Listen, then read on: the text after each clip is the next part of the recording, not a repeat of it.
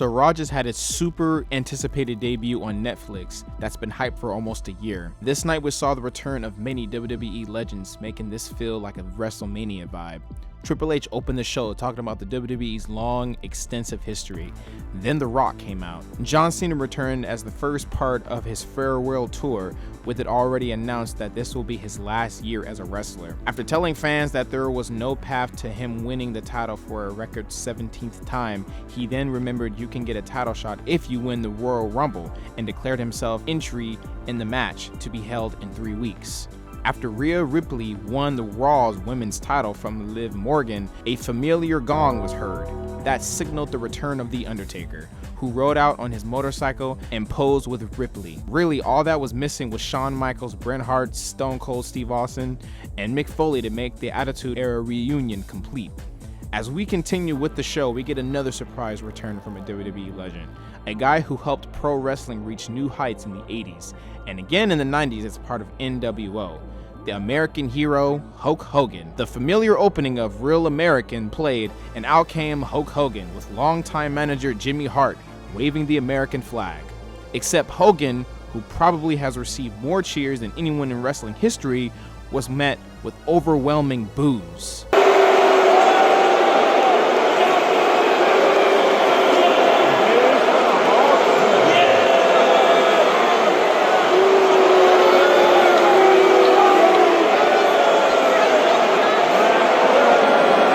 On the night when the LA crowd was cheering almost everything, the immortal Hulk Hogan, who was booed out the building, had no choice but to endure all of it.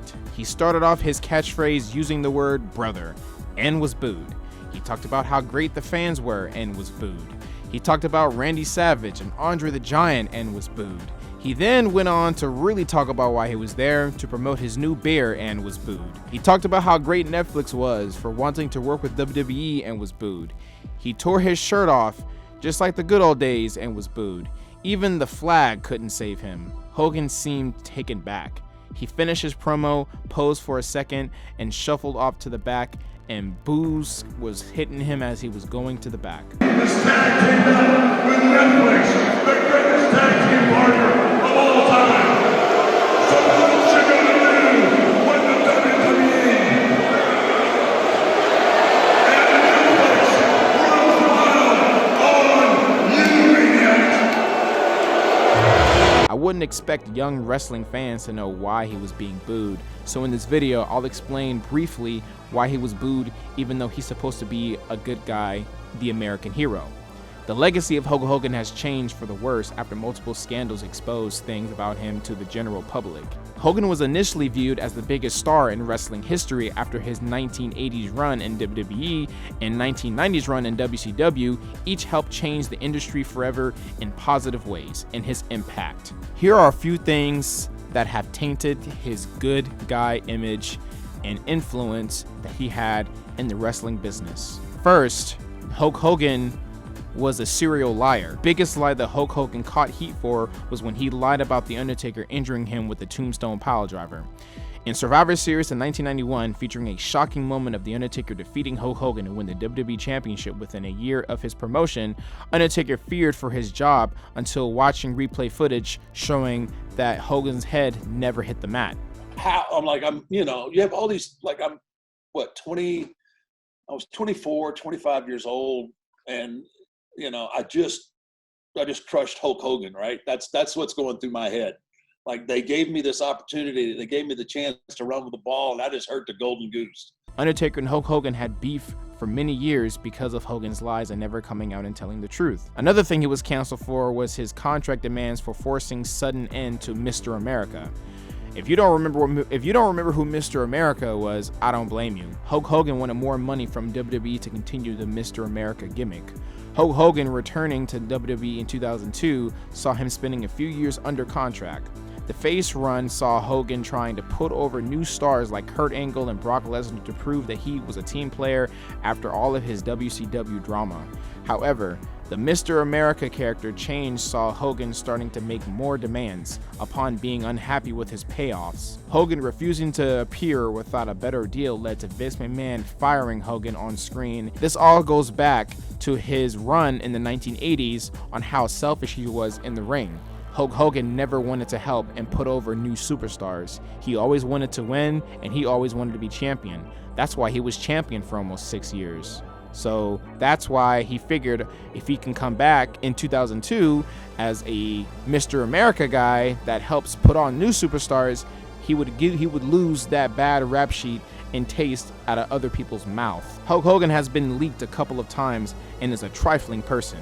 He has a sex tape that leaked of him sleeping with his best friend's wife. In 2007, he was fired from the WWE for being an ambassador after a tape of him leaked of him liberally using the N-word, the ER version, to embellish his point of view because of his daughter dating a black guy.